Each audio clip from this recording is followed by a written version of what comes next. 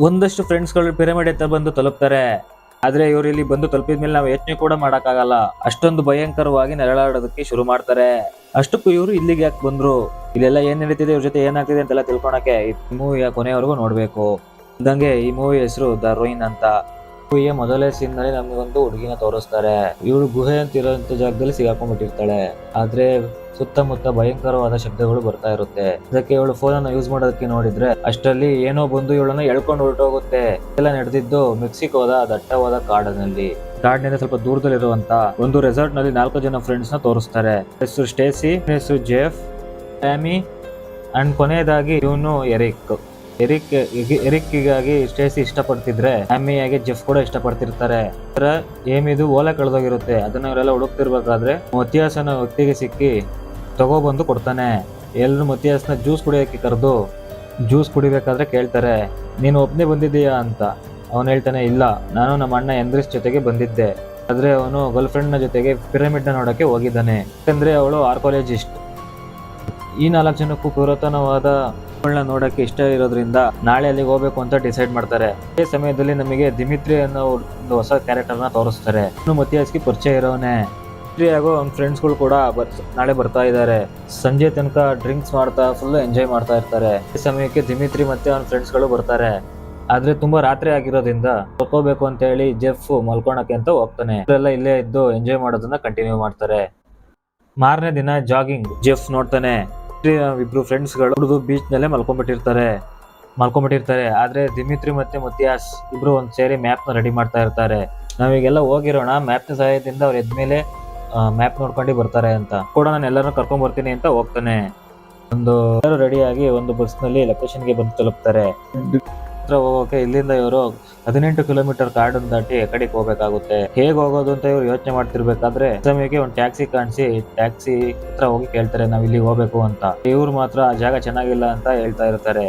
ಇವರು ಯಾವಾಗ ದುಡ್ಡನ್ನು ತೋರಿಸ್ತಾರೋ ಕರ್ಕೊಂಡು ಹೋಗಕ್ಕೆ ಒಪ್ಕೊಂತಾರೆ. ನಂತರ ಇವರು ಟ್ಯಾಕ್ಸಿ ಒಳಗೆ ಬಂದು ಕುತ್ಕೊಂಡ ಮೇಲೆ ತುಂಬಾ ಹೊತ್ತು ಟ್ರಾವೆಲ್ ಮಾಡ್ತಾ ಮೆಕ್ಸಿಕಾಗೋದ ದಟ್ಟವಾದ ಕಾಡಿಗೆ ಬಂದು ತಲುಪ್ತಾರೆ. ಟ್ಯಾಕ್ಸಿ ಅವರು ಇವ್ರನ್ನ ಬಿಟ್ಟು ಹೋಗ್ತಾರೆ. ನಂಬರ್ನ ಕೊಟ್ಟಿರ್ತಾರೆ, ವಾಪಸ್ ಬರ್ಬೇಕಾದ್ರೆ ಕಾಲ್ ಮಾಡಿ ಅಂತ. ಯಾರ ಫೋನ್ ಅಲ್ಲೂ ಸಿಗ್ನಲ್ ಬರ್ತಾ ಇರೋದಿಲ್ಲ. ಮತಿಯಾಸ್ನ ಫೋನ್ ಅಲ್ಲಿ ಮಾತ್ರ ಬರ್ತಾ ಇರುತ್ತೆ. ಯಾಕಂದ್ರೆ ಈ ಒಂದು ವರ್ಡ್ ಫೋನ್, ಎಲ್ಲಿ ಬೇಕಾದ್ರೂ ಸಿಗ್ನಲ್ ಸಿಗುತ್ತೆ. ಇಲ್ಲಿ ಇವರಿಗೆ ಮತಿಯಾಸ್ನ ಅಣ್ಣನಾಗಿರೋ ಜೀಪ್ ಕೂಡ ಕಾಣಿಸುತ್ತೆ. ತರ ಇವರೆಲ್ಲ ಸರಿ ಅಂತ ತುಂಬಾ ಎಕ್ಸೈಟ್ ಇಂದಾನೆ ಕಾಡಿನ ಒಳಗಡೆ ಹೋಗ್ತಾರೆ. ಹಾಗೆ ಮುಂದೆ ಬರ್ತಾ ನೀರ್ ನಿಂತ ಜಾಗನ ನೋಡ್ತಾರೆ. ಆಗ ಅಲ್ಲಿ ಇಬ್ರು ಚಿಕ್ಕ ಹುಡುಗರು ನಿಂತಿರ್ತಾರೆ. ಎಷ್ಟೇ ಪ್ರಯತ್ನ ಪಟ್ಟು ಮಾತಾಡಕ್ ನೋಡಿದ್ರು ಕೂಡ ಅವರು ಮಾತಾಡ್ಲಿಲ್ಲ. ಅಷ್ಟರಲ್ಲಿ ಇವರಿಗೆ ಮುಂದೆ ಸಾಗೋದಕ್ಕೆ ಸೀಕ್ರೆಟ್ ಆಗಿರೋ ಜಾಗ ಸಿಗುತ್ತೆ. ಕಾರಿನ ಯಾಕೆ ಸೀಕ್ರೆಟ್ ಮಾಡಿದ್ದಾರೆ ಅಂತ ಹೇಳ್ಬಿಟ್ಟು ಅವ್ರಿಗೆ ಗೊತ್ತಾಗಲ್ಲ. ಯಾವಾಗ ಮುಂದೆ ಬರ್ತಾರೋ ಅವ್ರು ಹುಡ್ಕ ಬಂದಿರೋ ಪ್ಲೇಸ್ ಪಿರಮಿಡ್ ಇವ್ರಿಗೆ ಸಿಗುತ್ತೆ. ಪಿರಮಿಡ್ ನ ನೋಡಿ ಇವರೆಲ್ಲ ಸಂತೋಷ ಪಡ್ತಿರ್ಬೇಕಾದ್ರೆ ಪಿರಮಿಡ್ ನ ಟಾಪ್ ಅಲ್ಲಿ ಒಂದು ಟೆಂಟ್ ಕಾಣಿಸಿ ಕನ್ಫರ್ಮ್ ಮಾಡ್ಕೊಂತಾರೆ, ಹೆನ್ರಿಚ್ ಅಲ್ಲೇ ಇದ್ದಾನೆ ಅಂತ. ಆದ್ರೆ ಅದೇ ಸಮಯಕ್ಕೆ ಕುದುರೆ ಮೇಲೆ ಒಬ್ಬ ವ್ಯಕ್ತಿ ಇಲ್ಲಿಗೆ ಬರ್ತಾನೆ. ವ್ಯಕ್ತಿ ಎಲ್ಲರ ಮೇಲೆ ಕೋಪ ಮಾಡ್ಕೊಂಡು ಬೈತಾ ಇರ್ತಾನೆ. ಆದ್ರೆ ಇವ್ರಿಗೆ ಮಾತ್ರ ವ್ಯಕ್ತಿಯ ಭಾಷೆ ಬರೋದಿಲ್ಲ. ಇದರಿಂದ ಜೆಫ್ ಅವರು ಕೂಡ ಕೇಳಕ್ಕೆ ಬಂದಿದ್ದಾನೆ ಅಂತ ಹೇಳ್ಬಿಟ್ಟು ದುಡ್ಡು ಕೊಡಕ್ಕೆ ಹೋಗ್ತಾರೆ. ಅದೇ ಸಮಯಕ್ಕೆ ಇನ್ನಷ್ಟು ಜನ ಬರ್ತಾರೆ. ಮತಿಯಾಸ್ ಫೋನ್ ಅಲ್ಲಿ ಅವ್ರ ಅಣ್ಣನ ಫೋಟೋನ ತೋರಿಸಿ ಇವ್ರನ್ನ ಹುಡುಕ ಬಂದಿದೀವಿ ಅಂತ ಹೇಳ್ತಿರ್ತಾರೆ. ಏಮಿ ಮಾತ್ರ ಫೋಟೋ ತೆಗಿತಾ ಹಿಂದೆ ಹೋಗಿ ಬಳ್ಳಿ ಮೇಲೆ ನಿಂತ್ಕೊಂಡ ತಕ್ಷಣ ಅವರೆಲ್ಲ ಇನ್ನೂ ವೈಲೆಂಟ್ ಆಗಿ ಬಿಹೇವ್ ಮಾಡಕ್ಕೆ ಶುರು ಮಾಡ್ತಾರೆ. ದಿಮಿತ್ರಿ ಏಮಿ ಹತ್ರ ಬಂದಾಗ ಇವನು ಕೂಡ ಬಳ್ಳಿಗಳನ್ನ ತುಳಿದು ಬಿಡ್ತಾನೆ. ಅವ್ರಿಗೆ ಕ್ಯಾಮ್ರಾ ಬೇಕು ಅನ್ನೋ ಅಂತ ಹೇಳ್ಬಿಟ್ಟು ಕ್ಯಾಮ್ರಾ ಕೊಡಕ್ಕೆ ನೋಡಿದ್ರೆ ಜನರು ಇವನ್ನ ಶೂಟ್ ಮಾಡಿ ಸಾಯಿಸಿ ಇವರು ಒಂದು ಕ್ಷಣನೂ ಕೂಡ ಇಲ್ಲಿರೋದಕ್ಕೆ ಬಿಡೋದಿಲ್ಲ. ಮೇಲ್ ಹೋಗಿ ಅಂತ ಎಲ್ಲರನ್ನು ಕೂಡ ಮೇಲಕ್ಕೆ ಓಡಿಸ್ಬಿಡ್ತಾರೆ. ಇವರು ಕೂಡ ಎದುರುಕೊಂಡು ಮೇಲ್ ಬಂದಾಗ 2 ಟೆಂಟ್ ಗಳು ಕಾಣುತ್ತೆ. ಆದ್ರೆ ಒಳಗಡೆ ಯಾರು ಇರೋದ್ರಿಲ್ಲ. ಆದ್ರೆ ಕಾಲ್ ಮಾಡೋದಕ್ಕೆ ನೋಡಿದ್ರೆ ಸಿಗ್ನಲ್ ಸಿಗ್ತಾ ಇರಲ್ಲ. ಸಿಗ್ನಲ್ ಸಿಕ್ತಿದ್ದಂತೆ ಮತಿಯಾಸ್ನ ಫೋಟೋ ತಗೊಂಡಕ್ ಹೋಗಬೇಕಾದ್ರೆ ಇಸ್ಕೊಂಡ್ಬಿಟ್ಟಿರ್ತಾರೆ. ಪಿರಮಿಡ್ ನ ಸುತ್ತಮುತ್ತ ಬಳ್ಳಿಗಳು ಆವರಿಸ್ಕೊಂಡ್ಬಿಟ್ಟಿರ್ತವೆ. ಇದೇ ಸಮಯದಲ್ಲಿ ಮತಿಯಾಸ್ ಬಳ್ಳಿಗಳ ನಡುವೆ ನೋಡ್ತಾನೆ. ಅಣ್ಣ ಆಗಿರುವಂತ ಹೆನ್ರಿ ಸತ್ತು ಬಿದ್ದಿರ್ತಾನೆ. ಆಗ ಇವನಿಗೆ ಏನ್ ನೋಡ್ಬೇಕು ಅಂತ ಗೊತ್ತಾಗೋದಿಲ್ಲ. ಅದೇ ಇವನು ಹೇಗ್ ಸತ್ತ ಅಂತ ಕೂಡ ಅರ್ಥ ಆಗೋದಿಲ್ಲ. ಪಿರಮಿಡ್ ನ ಕೆಳಗೆ ಇನ್ನಷ್ಟು ಜನಗಳು ಬಂದು ಟೆಂಟ್ ಅನ್ನ ಹಾಕ್ತಾ ಇರ್ತಾರೆ. ಅದೇ ಇವರು ಪಿರಮಿಡ್ ಇಂದ ಕೆಳಗಡೆ ಹೋಗದೆ ಇರಲಿ ಅಂತ ಹೇಳ್ಬಿಟ್ಟು ತಡೆಯೋದಕ್ಕೆ ಪ್ರಯತ್ನ ಪಡ್ತಾ ಇರ್ತಾರೆ. ಇದಾದ್ಮೇಲೆ ಸ್ವಲ್ಪ ಯೋಚನೆ ಮಾಡಿದ್ಮೇಲೆ ನೆನಪಾಗುತ್ತೆ, ಅದು ಮಲಗಿದ್ರಲ್ಲ ಅವ್ರ ಹತ್ರ ಒಂದು ಮ್ಯಾಪ್ ನ ಬಿಟ್ಟು ಬಂದಿರ್ತಾರೆ. ಆ ಮ್ಯಾಪ್ ನ ನೋಡ್ಕೊಂಡು ಹುಡುಕೋ ಮುಂದೆ ಬರ್ತಾರೆ ಅಂತ ಅನ್ಕೊಂತಾರೆ. ಅಲ್ಲಿವರೆಗೂ ನಾವು ವೆಯ್ಟ್ ಮಾಡ್ಬೇಕು. ಅವ್ರು ಬರೋ ತನಕ ಊಟನ ನೀರನ್ನ ಲಿಮಿಟ್ ಆಗಿ ಯೂಸ್ ಮಾಡ್ಬೇಕು ಅಂತ ಡಿಸೈಡ್ ಮಾಡ್ತಾರೆ. ಅದೇ ಸಮಯಕ್ಕೆ ಪಿರಮಿಡ್ ನ ಒಳಗಿಂದ ಒಂದು ಫೋನ್ ರಿಂಗ್ ಆಗೋದಕ್ಕೆ ಶುರು ಮಾಡುತ್ತೆ. ಅದು ಅಲ್ಲ, ಆಕ್ಚುಲಿ ಬೇರೆ ಯಾರ್ದು ಅಲ್ಲ, ಮತಿಯಾಸ್ನ ಅಣ್ಣನಾಗಿರುತ್ತೆ ಹೆನ್ರಿಚ್ ನ ಫೋನ್. ಅವನು ಕೂಡ ವರ್ಡ್ ಫೋನ್ ಆಗಿರೋದ್ರಿಂದ ಸಿಗ್ನಲ್ ಸಿಗ್ತಾ ಇರುತ್ತೆ. ತಗೊಂಬರ್ತೀನಿ ಅಂತ ಮತಿಯಾಸ್ ದಾರನ ಕಟ್ಕೊಂಡು ಕೆಳಗಡೆ ಹೋಗ್ತಾ ಇರ್ತಾನೆ. ಎಲ್ಲರೂ ಕೂಡ ಇವನನ್ನ ಕಳಿಸ್ತಾ ಇರ್ತಾರೆ. ಇದ್ದಕ್ಕಿದ್ದಂತೆ ದಾರ ಕಟ್ಟಾಗಿ ಇವನು ಕೆಳಗಡೆ ಬಿದ್ದೋಗ್ತಾನೆ. ಅಷ್ಟರಲ್ಲಿ ಇವರೆಲ್ಲ ಏನಾಯ್ತು ಅಂತ ಟೆನ್ಷನ್ ಮಾಡ್ಕೊಂತ ಇರ್ಬೇಕಾದ್ರೆ ಅದೇ ಸಮಯಕ್ಕೆ ಪಿರಮಿಡ್ನ ಕೆಳಗಡೆಯಿಂದ ಬರ್ತಿರೋಂಥ ಮತಿಯಾಸ್ನ ನರಳಾಡೋದ್ನ ಶಬ್ದ ಕೇಳಿಸ್ತಾ ಅವನಿನ್ನು ಸತ್ತಿಲ್ಲ ಬದುಕಿದ್ದಾನೆ ಅಂತ ಹೇಳ್ಬಿಟ್ಟು ಇವರಿಗೆ ಅರಿವಾಗುತ್ತೆ. ಅವನನ್ನ ಕರ್ಕೊಂಬರಕ್ಕೆ ಸ್ಟೇಸಿ ಇಲ್ಲ ಏಮಿ ಇಬ್ರಲ್ಲಿ ಒಬ್ರು ಕೆಳಗಡೆ ಹೋಗ್ಬೇಕು ಅಂತ ಡಿಸೈಡ್ ಮಾಡ್ತಾರೆ. ಯಾಕಂದ್ರೆ ಹಗ್ಗನ ಎಳೆಯೋದಕ್ಕೆ ತುಂಬಾನೇ ಶಕ್ತಿ ಬೇಕು. ಆ ಕೆಲಸನ ಮಾಡೋದಕ್ಕೆ ಜೆಫ್ ಹಾಗೂ ಎರಿಫ್ ಇಲ್ಲೇ ಉಳ್ಕೊಂತಾರೆ. ಆಗ ಎಸಿ ನಾನ್ ಕೆಳಗಡೆ ಹೋಗ್ತೀನಿ ಅಂತ ಹೇಳಿ ಡಿಸೈಡ್ ಮಾಡ್ತಾರ ಸಹಾಯದಿಂದ ನಿಧಾನಕ್ಕೆ ಕೆಳಗಡೆ ಬರ್ತಾಳೆ. ಆದ್ರೆ ಕೆಳಗಡೆ ಹೋಗೋಕ್ಕಿಂತ ಮುಂಚೆ ಸ್ವಲ್ಪ ದೂರದಲ್ಲಿ ಸ್ಟಾಪ್ ಆಗುತ್ತೆ. ಯಾಕೆ ಅಂತಂದ್ರೆ ಆ ದಾರ ಅಷ್ಟೊಂದು ಉದ್ದ ಇರೋದಿಲ್ಲ. ಆಮೇಲೆ ಕೆಳಗಡೆ ಬಿದ್ದಿರೋಂತ ಮತಿಯಾಸ್ ಕೂಡ ಇವನಿಗೆ ಕಾಣಿಸ್ತಾಳೆ. ಅವಳು ಸರಿ ಅಂತ ಹೇಳಿ ಅಲ್ಲಿಂದ ಜಂಪ್ ಮಾಡ್ತಾಳೆ. ಜಂಪ್ ಮಾಡಿ ಕೆಳಗಡೆ ಬರ್ತಾಳೆ. ಅದ್ರ ಜಂಪ್ ಮಾಡಿದಾಗ ಅವಳ ಕಾಲಿಗೆ ಏಟ್ ಆಗೋಗಿರುತ್ತೆ. ನೋಡಿದ್ರೆ ಒಂದು ಗ್ಲಾಸ್ ಪೀಸ್ ಇವಳು ಮಂಡಿಗೆ ಚುಚ್ಕೊಂಡ್ಬಿಟ್ಟಿರುತ್ತೆ.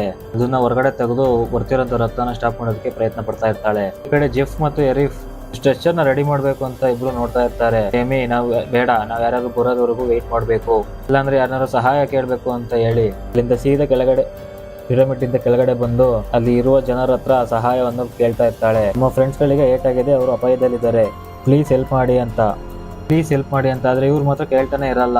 ಇದರಿಂದ ಇವಳಿಗೆ ಕೋಪ ಬಂದು ಬಳ್ಳಿ ತೆಗೆದು ಬಳ್ಳಿನ ಕಿತ್ತು ಎಸೆದಿತ್ತಂತಲೇ ಒಬ್ಬ ಹುಡುಗನ ಮೇಲೆ ಬಂದು ಬೀಳುತ್ತೆ. ಆಮೇಲೆ ಈ ಹುಡುಗನ್ ಕೂಡ ಮೇಲೋಗುವಂತ ತುಂಬಾ ಹಿಂಸೆ ಮಾಡ್ತಿರ್ತಾರೆ.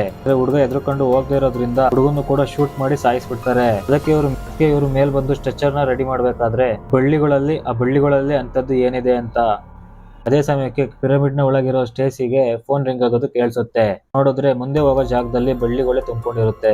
ನಂತರ ಏಮಿ ರೆಡಿ ಮಾಡಿರೋ ಸ್ಟ್ರೆಚರ್ ನ ಜೊತೆಗೆ ಕೆಳಗಡೆ ಬರ್ತಾಳೆ. ಇಲ್ಲಿ ಮತಿಯಾಸ್ ಮೇಲಿಂದ ಬಿದ್ದಿರೋದ್ರಿಂದ ಬೆನ್ನ ಮೂಳೆ ಮುರಿದು ಅಲ್ಗಾಡೋದು ಕೂಡ ಆಗ್ತಾ ಇರಲ್ಲ. ಸ್ಟೇಸಿ ಮತ್ತೆ ಏಮಿನೇ ತುಂಬಾ ಕಷ್ಟಪಟ್ಟು ಅವನ್ನ ಸ್ಟ್ರೆಚರ್ ಮೇಲೆ ಮಲಗಿಸ್ತಾರೆ. ಹಾಗೆ ಮೇಲೆ ಕೂಡ ಕರ್ಕೊಂಡ್ ಬರ್ತಾರೆ. ಇಲ್ಲಿ ಹೇಳ್ಬೇಕು ಅಂತಂದ್ರೆ ಮತಿಯಾಸ್ನ ಕಂಡೀಷನ್ ತುಂಬಾ ಸೀರಿಯಸ್ ಆಗಿರುತ್ತೆ. ಬೆನ್ನಿನ ಮೂಳೆ ಮುರಿದೋಗಿರೋದ್ರಿಂದ ಇವರ ಎರಡು ಕಾಲುಗಳು ಸ್ವಾಧೀನ ಕಳ್ಕೊಂಡಿರ್ತವೆ. ಟ್ರೀಟ್ಮೆಂಟ್ ಅನ್ನ ಕೊಡ್ಸೋಣ ಅಂದ್ರೆ ಬೇರೆ ದಾರಿ ಇಲ್ಲ. ದಿಮಿತ್ರಿಯ ಫ್ರೆಂಡ್ಗಳು ಇವನ್ನ ಹುಡ್ಕೊಂಡ್ ಬರೋವರೆಗೂ ನಾವ್ ಇಲ್ಲೇ ವೆಯ್ಟ್ ಮಾಡ್ಬೇಕು. ಆದ್ರೆ ಜೆಫ್ ಒಬ್ಬ ಮೆಡಿಕಲ್ ಸ್ಟೂಡೆಂಟ್ ಆಗಿರೋದ್ರಿಂದ ಹೇಳ್ತಾ ಇರ್ತಾನೆ, ಅಕಸ್ಮಾತ್ ಇವನೇನಾದ್ರು ಸತ್ತೋದ್ರೆ ಇನ್ಫೆಕ್ಷನ್ ಎಲ್ಲಾ ಕಡೆ ಹರಡ್ಬಿಡುತ್ತೆ, ನಾವು ಕೂಡ ಸತ್ತೋಗ್ಬೇಕಾಗುತ್ತೆ ಅಂತ. ನೆಕ್ಸ್ಟ್ ಸೀನ್ ಸ್ಟೇಸಿ ಕಡೆಗೆ ಶಿಫ್ಟ್ ಆದಾಗ ಹೋಗುತ್ತೆ. ಪಿರಮಿಡ್ ನ ಒಳಗಡೆ ಹೋಗಿ ಬಂದೋಗಿಂದ ಅವಳ ಮೆಂಟಲ್ ಹೆಲ್ತ್ ಹಾಳಾಗಿರುತ್ತೆ. ನಿಧಾನವಾಗಿ ಹಾಳಾಗ್ತಾ ಹೋಗ್ತಿದೆ ಮೆಂಟಲ್ ಸ್ಥಿತಿ ಅಂತ. ಇದಾಗಿ ಎಲ್ಲ ಮಲ್ಕೋತಿದ್ರೆ ಜೆಫ್ ಹೊರಗಡೆ ಎದ್ದು ವಾಚ್ ಮಾಡ್ತಾ ಇರ್ತಾನೆ. ತರ ಮಾರನೇ ದಿನ ಜೆಫ್ ನೋಡ್ತಾನೆ, ಈ ಬಳ್ಳಿಗಳ ಮಧ್ಯೆ ಒಂದು ಅಸ್ಥಿ ಪಂಜರ ಇರುತ್ತೆ. ಆಮೇಲೆ ಈ ಬಳ್ಳಿ ಏನೋ ವಿಶೇಷ ಶಕ್ತಿ ಇದೆ ಅಂತ ಇವ್ರುಗಳಿಗೆ ಗೊತ್ತಾಗ್ತಾ ಹೋಗುತ್ತೆ. ಅದೇ ಸಮಯಕ್ಕೆ ಈ ಕಡೆ ಸ್ಟೇಸಿ ಕಾಲ ಹತ್ರ ಏನೋ ಇದೆ ಅಂತ ನೋಡಿದ್ರೆ ಒಂದು ಬಳ್ಳಿ ಇವಳ ಗಾಯ ಆಗಿರೋಂತ ಜಾಗದಲ್ಲಿ ಈ ಬಳ್ಳಿ ಹೋಗ್ತಾ ಇರುತ್ತೆ. ಆದ್ರೆ ಎರೆಕ್ ತುಂಬಾ ಕಷ್ಟಪಟ್ಟು ಆ ಬಳ್ಳಿನ ಹೊರಗಡೆ ತೆಗಿತಾನೆ. ಅದೇ ತರ ಮತಿಯಾಸ್ಗೂ ಈ ಕಾಲ ಹತ್ರ ಏನೋ ಓಡಾಡ್ತಿರೋ ಹಾಗೆ ಫೀಲ್ ಆಗುತ್ತೆ. ಅದನ್ನ ತೆಗೀರಿ ಅಂತ ಅವನು ಹೇಳ್ತಾನೆ. ನೋಡಿದ್ರೆ ಸ್ವಾಧೀನ ಹೊರಟೋಗಿರೋ ಕಾಲನ ಆ ಬಳ್ಳಿಗಳು ತಿಂತಾ ಇರ್ತವೆ. ಇದನ್ನ ನೋಡಿ ಏನ್ ಮಾಡ್ಬೇಕು ಅಂತ ಅರ್ಥ ಆಗೋದಿಲ್ಲ ಇವರಿಗೆ. ತುಂಬಾನೇ ಶಾಕ್ ಆಗ್ಬಿಟ್ಟಿರುತ್ತೆ. ಅದೇ ತರ ಮತ್ತೊಂದ್ಸಲ ಪಿರಮಿಡ್ ನ ಒಳಗಿಂದ ಫೋನ್ ರಿಂಗ್ ಆಗೋ ಶಬ್ದ ಇವರಿಗೆ ಕೇಳಿಸುತ್ತೆ. ಅದಕ್ಕೆ ಆ ಫೋನ್ ನ ತಗೊಂಡ್ ಬರ್ಲೇಬೇಕು ಅಂತ ಏಮಿ ಮತ್ತೆ ಸ್ಟೇಸಿ ಇಬ್ರು ಒಳಗೆ ಹೋಗ್ತಾರೆ. ಎರಡು ಕೋಲುಗಳಿಗೆ ಬೆಂಕಿಯನ್ನ ಹತ್ತಿಸ್ಕೊಂಡು ಮುಂದೆ ಹೋಗೋದಕ್ಕೆ ನೋಡ್ತಾರೆ. ಸುತ್ತಮುತ್ತ ಎಲ್ಲಿ ನೋಡಿದ್ರು ಆ ಬಳ್ಳಿಗಳು ಆವರಿಸ್ಕೊಂಡ್ಬಿಟ್ಟಿರ್ತವೆ. ಕೂಡ ತುಂಬಾ ಧೈರ್ಯ ಮಾಡಿ ಇಬ್ರು ಮುಂದೆ ಹೋಗ್ತಾರೆ. ಮುಂದೆ ಬಂದು ನೋಡಿದ್ರೆ ಒಬ್ಳು ಲೇಡಿ ಇಲ್ಲಿ ಕೂತಿರ್ತಾಳೆ. ಇವಳು ಬೇರೆ ಯಾರು ಅಲ್ಲ, ಮೂವಿಲಿ ಫಸ್ಟ್ ನೋಡಿದ್ದಿದೆ ಹುಡುಗಿನ. ಆದ್ರೆ ಇವಳು ಸತ್ತೋಗಿರ್ತಾಳೆ. ಕೈಯಲ್ಲಿ ಒಂದು ಫೋನ್ ಕಾಣಿಸಿ ಅದನ್ನ ನೋಡಿದ್ರೆ ಆ ಫೋನ್ ಹಾಳಾಗೋಗಿರುತ್ತೆ. ಇಲ್ಲಿಂದ ಫೋನ್ ರಿಂಗ್ ಆಗ್ತಿದೆ ಅಂದ್ಬಿಟ್ಟು ಮುಂದೆ ಬಂದು ನೋಡಿದ್ರೆ ಇಷ್ಟೋ ತನಕ ಅವ್ರನ್ನ ಆಟ ಆಡ್ತಿದ್ದು ಆ ಬಳ್ಳಿಯ ಹೂಗಳು. ಇದಕ್ಕಿದ್ದಂತೆ ಎಲ್ಲಾ ಬಳ್ಳಿಗಳು ಅಟ್ಯಾಕ್ ಮಾಡೋದಕ್ಕೆ ಶುರು ಮಾಡ್ಬಿಡ್ತವೆ. ಇವ್ರ ಶಕ್ತಿನೆಲ್ಲ ತುಂಬಾ ಯೂಸ್ ಮಾಡ್ಕೊಂಡು ಕಷ್ಟಪಟ್ಟು ಮೇಲೆ ಬರ್ತಾರೆ. ಇವರಿಬ್ರಿಗಂತೂ ತುಂಬಾನೇ ಶಾಕ್ ಆಗೋಗಿರುತ್ತೆ. ಈ ವಿಷಯನ ಎರಿಫ್ ಹಾಗೂ ಜೆಫ್ ಕೂಡ ಹೇಳಿ ಈ ವಿಷಯನ ಅವರು ಎರಿಫ್ ಹಾಗೂ ಜೆಫ್ ಕೂಡ ಹೇಳಿರ್ತಾರೆ. ಆದಷ್ಟು ಬೇಗ ನಾವು ಇಲ್ಲಿಂದ ಹೋಗ್ಬೇಕು ಅಂತ ಹೇಳ್ತಾ ಇರ್ತಾರೆ. ನಾವು ಇಲ್ಲಿಂದ ಹೋಗೋದಕ್ಕೆ ಆಗೋದಿಲ್ಲ, ಯಾಕಂದ್ರೆ ಕೆಳಗಡೆ ಜನರಿದ್ದು ನಾವು ಇಲ್ಲಿಂದ ಹೋಗಕ್ ಆಗಲ್ಲ. ಯಾಕಂದ್ರೆ ಹೋದ್ರೆ ಆ ಜನಗಳು ನಮ್ಮನ್ನು ಸಾಯಿಸ್ಬಿಡ್ತಾರೆ. ಹೇಗಿದ್ರು ನಾವು ಈ ದೇಶಕ್ಕೆ ಟೂರಿಸ್ಟ್ಗಳು ಕಾಣೆ ಆದ್ರೆ ಹುಡುಕೊಂಡು ಬಂದೇ ಬರ್ತಾರೆ. ಬರೋವರೆಗೂ ನಾವು ವೇಟ್ ಮಾಡ್ಬೇಕು ಅಂತ ಎಲ್ಲರಿಗೂ ಹೇಳ್ತಾನೆ. ನಂತರ ಇವರು ಊಟ ತಿಂಡಿನ ಸ್ವಲ್ಪ ಲಿಮಿಟ್ ಆಗಿ ತಿಂತ ನೀರು ಕುಡಿಯೋದಕ್ಕೆ ಮತಿಯಾಸ್ಗೂ ಸ್ವಲ್ಪ ಬಂದು ಕೊಡ್ತಾರೆ. ಜೆಫ್ ಹೇಳ್ತಾನೆ, ಇವನ್ ಸ್ಥಿತಿ ತುಂಬಾ ಗಂಭೀರವಾಗಿದೆ, ಕಾಲುಗಳನ್ನ ಹಂಗೆ ಬಿಟ್ರೆ ಇವನ್ ಸತ್ತು ಇನ್ಫೆಕ್ಷನ್ ಎಲ್ಲ ಕಡೆ ಹರಡ್ಬಿಡುತ್ತೆ.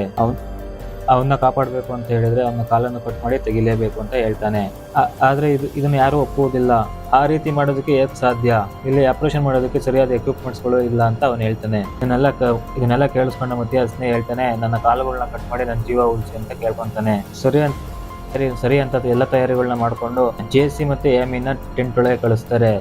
ಆಮೇಲೆ ಹುಡುಗರು ಒಂದು ಕಲ್ಲಿನಿಂದ ಅವನ ಕಾಲುಗಳನ್ನ ಕಟ್ ಮಾಡೋಕೆ ಶುರು ಮಾಡ್ತಾರೆ.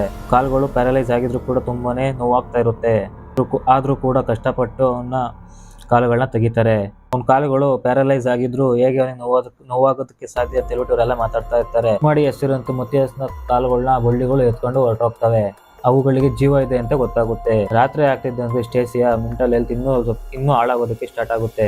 ಆಮೇಲೆ ಅವಳನ್ನ ಸಮಾಧಾನ ಮಾಡಿ ಮಲಗಿಸಿ ಹೊರಗಡೆ ಬಂದು ಎರಿಕ್ ಮತ್ತೆ ಎಮಿ ಮಾತಾಡ್ತಾ ಇರ್ತಾರೆ. ನಾವು ಇಲ್ಲಿಂದ ಹೋಗೋದಕ್ಕೆ ಆಗೋದಿಲ್ಲ ಅನ್ಸುತ್ತೆ, ಇಲ್ಲೇ ಸತ್ತೋಗ್ತೀವ ಅಂತ ಕೇಳಿಸ್ಕೊಂಡು ಸ್ಟೇಸಿ ಹೊರಗಡೆ ಬಂದು ನೀವು ನನಗೆ ಮೋಸ ಮಾಡ್ತಾ ಇದ್ದೀರಾ ಅಂತ ಹೇಳಿ ಹುಚ್ಚುಚ್ಚಾಗಿ ಏನೇನೋ ಮಾತಾಡ್ತಾ ಇರ್ತಾಳೆ. ಈಗ ಇವರೆಲ್ಲ ಜಗಳ ಆಡ್ತಿದ್ರೆ ಅದೇ ಸಮಯಕ್ಕೆ ಈ ಕಡೆ ಬಳ್ಳಿಗಳೆಲ್ಲ ಬಂದು ಮತ್ತಿಯಸ್ನ ಬಾಡಿ ಒಳಗಡೆ ಎಲ್ಲ ಸೇರ್ಕೊಂಡ್ಬಿಡ್ತವೆ. ಇವರೆಲ್ಲ ಸೇರಿ ಎಷ್ಟೇ ಕಾಪಾಡೋಕೆ ಪ್ರಯತ್ನ ಪಟ್ಟರು ಕೂಡ ಇವ್ರ ಕೈಲಿ ಆಗೋದಿಲ್ಲ. ಮತ್ತಿಯಾಸ್ ಸತ್ತೋಗ್ತಾನೆ. ಅದೇ ಸಮಯಕ್ಕೆ ಸ್ಟೇಸಿನೂ ಕೂಡ ಹೇಳೋದಕ್ಕೆ ಶುರು ಮಾಡ್ತಾಳೆ, ಆ ಬಳ್ಳಿಗಳು ನನ್ನ ಒಳಗೆ ಕೂಡ ಇದಾವೆ, ನನ್ನ ಮೈಯಲ್ಲೆಲ್ಲ ಓಡಾಡ್ತಿದಾವೆ ಅಂತ. ಇದಾದ್ಮೇಲೆ ನೋಡಿದ್ರೆ ಕೆಳಗಡೆ ಇರೋ ಜನ ಎಲ್ಲ ಸುತ್ತಲೂ ಉಪ್ಪನ್ನ ಹಾಕ್ತಾ ಇರ್ತಾರೆ, ಆ ಬಳ್ಳಿಗಳು ಸ್ಪ್ರೆಡ್ ಆಗೋದ್ ಬೇಡ ಅಂತ. ಇದನ್ನೆಲ್ಲ ನೋಡ್ತಿದ್ದಂತೆ ಇವರಿಗೆ ಅರ್ಥ ಆಗೋದಕ್ಕೆ ಬಳ್ಳಿಗಳು ಸ್ಪ್ರೆಡ್ ಆಗದೆ ಇರ್ಲಿ ಅಂತ ಹೇಳ್ಬಿಟ್ಟು ಇವರನ್ನ ಇಲ್ಲಿಂದ ಹೋಗೋದಕ್ಕೆ ಜನಗಳು ಬಿಡ್ತಿಲ್ಲ.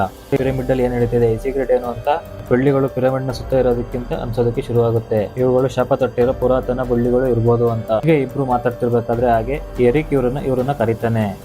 ಸ್ಟೇಸಿಯ ಬಾಡಿಯಲ್ಲಿ ಆ ಬಳ್ಳಿಗಳು ಹೋಗ್ಬಿಟ್ಟು ಸೇರ್ಕೊಂಡಿರ್ತವೆ. ತುಂಬಾ ಕಷ್ಟಪಟ್ಟು ಒಂದು ಚಾಕುವಿಂದ ಒಂದು ಬಳ್ಳಿನ ಹೊರಗಡೆ ತೆಗೆದು ಬಿಡ್ತಾರೆ. ಸ್ಟೇಸಿ ಮತ್ತೆ ಹೇಳ್ತಿರ್ತಾಳೆ, ನನ್ನ ಬಾಡಿಯಲ್ಲಿ ಇನ್ನೂ ಕೂಡ ಇದೆ ಬಳ್ಳಿಗಳು ಅಂತ. ನಾವು ಹಂಗೆ ಬಾಡಿನೆಲ್ಲ ಕಟ್ ಮಾಡಕ್ಕೆ ಆಗೋದಿಲ್ಲ ಅಂತ ಫ್ರೆಂಡ್ಸ್ ಹೇಳ್ತಾರೆ. ಇವಳಿಗೆ ಸಮಾಧಾನ ಮಾಡ್ತಾರೆ. ಆದ್ಮೇಲೆ ಎಲ್ಲರೂ ಮಲಗಿರ್ಬೇಕಾದ್ರೆ ಸ್ಟೇಸಿ ಎದ್ದು ಚಾಕುನ ಹುಡ್ಕೋದಕ್ಕೆ ಶುರು ಮಾಡ್ತಾಳೆ. ಸ್ವಲ್ಪ ಹೊತ್ತಿನ ನಂತರ ಎಲ್ಲರೂ ಹೊರಗಡೆ ಬಂದು ನೋಡಿದ್ರೆ ಒಂದು ಭಯಂಕರವಾದ ದೃಶ್ಯ ಕಾದಿರುತ್ತೆ. ಯಾಕೆಂತಂದ್ರೆ ಸ್ಟೇಸಿ ಚಾಕುನಿಂದ ಅವಳ ಬಾಡಿನೆಲ್ಲ ಕಟ್ ಮಾಡ್ಕೊಂತಾ ಇರ್ತಾಳೆ, ಇನ್ನು ಬಳ್ಳಿಗಳು ಇದಾವೆ ನನ್ನ ಬಾಡಿ ಒಳಗೆ ಅಂತ. ಎರಿಕ್ ಬಂದು ತಡೆಯೋದಕ್ಕೆ ನೋಡಿದ್ರೆ ಎರಿಕ್ ನ ಎದೆಗೆನೆ ಚುಚ್ಬಿಡ್ತಾಳೆ. ಅದರಿಂದ ಅವನು ಕೂಡ ಸತ್ತೋಗ್ತಾನೆ. ಆಮೇಲೆ ಆಗ ಇವಳಿಗೆ ಗೊತ್ತಾಗುತ್ತೆ ಇವಳು ಎಂತ ದೊಡ್ಡ ತಪ್ಪು ಮಾಡಿದಾಳೆ ಅಂತ. ಇವಳು ಬೇಡ್ಕೊಂತ ಇರ್ತಾಳೆ, ನನ್ನನ್ನ ಸಾಯಿಸ್ಬಿಡಿ ಅಂತ. ಬೇರೆ ದಾರಿ ಇಲ್ದಲೆ ಇವರು ಕೂಡ ಒಪ್ಕೊಂತಾರೆ. ಕೆಳಗಡೆ ಇರೋ ಜನಗಳು ಸ್ಟೇಸಿ ಕಿರ್ಚ್ಕೊಳೋದನ್ನ ಕೇಳಿಸ್ಕೊಂತಾರೆ. ಜೆಫ್ ಎಮಿಗೆ ಪ್ಲಾನ್ ಇದೆ, ನಾನು ಅವ್ರನ್ನ ಡಿಸ್ಟ್ರಾಕ್ಟ್ ಮಾಡ್ತಾ ಇರ್ತೀನಿ, ಅಷ್ಟ್ರಲ್ಲಿ ನೀನ್ ಇಲ್ಲಿಂದ ತಪ್ಪಿಸ್ಕೊಂಡು ಹೋಗಿ ಹೆಲ್ಪ್ಗೆ ಯಾರಿಗಾದ್ರು ಕರ್ಕೊಂಬಾ ಅಂತ. ಇದಾದ್ಮೇಲೆ ಏಮಿ ಸತ್ತೋಗಿದ್ದಳ ತರ ಇದಾದ್ಮೇಲೆ ಇಬ್ರು ಕೆಳಗೆ ಬರ್ತಾರೆ. ಅವಳು ಸತ್ತಿರೋ ತರ ನಾಟಕ ಮಾಡ್ತಾ ಇರ್ತಾಳೆ. ಅವಳನ್ನ ಕರ್ಕೊಂಡು ಕೆಳಗಡೆ ಬರ್ತಾನೆ. ಅವಳನ್ನ ಕೆಳಗಡೆ ಇಟ್ಟು ಇವಳು ಸತ್ತೋಗಿದ್ದಾಳೆ ಅಂದ್ಬಿಟ್ಟು ತುಂಬಾ ಕೋಪದಲ್ಲಿ ಮಾತಾಡ್ತಾ ಇರ್ತಾನೆ. ಈ ಜನಗಳು ಕೂಡ ಡಿಸ್ಟ್ರಾಕ್ಟ್ ಆಗಿ ಇವನ್ ಜೊತೆ ಫೈಟ್ ಮಾಡೋದಕ್ಕೆ ಬರ್ತಾರೆ. ಇದರಿಂದ ಏಮಿ ತಪ್ಪಿಸ್ಕೊಂಡು ಹೋಗೋಕೆ ನೋಡ್ತಿದ್ರೆ ಅಲ್ಲಿ ಜನಗಳು ಬಾಣಗಳನ್ನ ಹೊಡೆದು ಸಾಯಿಸ್ಬಿಡ್ತಾರೆ. ಈ ಕಡೆ ಹೇಮಿ ಹೆನ್ರಿಸ್ನ ಜೀಪ್ ತಗೊಂಡು ಅಲ್ಲಿಂದ ಹೋಗೋಕೆ ಶುರು ಮಾಡ್ತಾಳೆ. ಅದ್ರ ಸಹಾಯದಿಂದ ತಪ್ಪಿಸ್ಕೊಂಡು ಹೋಗ್ತಿರ್ಬೇಕಾದ್ರೆ ಮತ್ತೊಂದು ಭಯಂಕರವಾದ ವಿಷಯ ನನಗೊಂದು ಗೊತ್ತಾಗುತ್ತೆ. ಅದೇನಂತೆ ಅಂದ್ರೆ ಇವಳ ಬಾಡಿಯಲ್ಲೂ ಕೂಡ ಬಳ್ಳಿಗಳು ಸೇರ್ಕೊಂಡಿರ್ತವೆ. ಇಬ್ರು ಫ್ರೆಂಡ್ಸ್ಗಳು ಇರ್ತಾರಲ್ಲ, ಅವರು ಕೂಡ ಇವ್ರನ್ನ ಹುಡ್ಕೊಂಡು ಪಿರಮಿಡ್ ಹತ್ರ ಬರ್ತಾರೆ. ಇಲ್ಲಿಗೆ ಈ ಮೂವಿ ಎಂಡ್ ಆಗುತ್ತೆ. ಇಷ್ಟ ಆಗಿದ್ರೆ ಎಲ್ಲ ಸಬ್ಸ್ಕ್ರೈಬ್ ಮಾಡಿ, ಲೈಕ್ ಮಾಡಿ, ಶೇರ್ ಮಾಡಿ.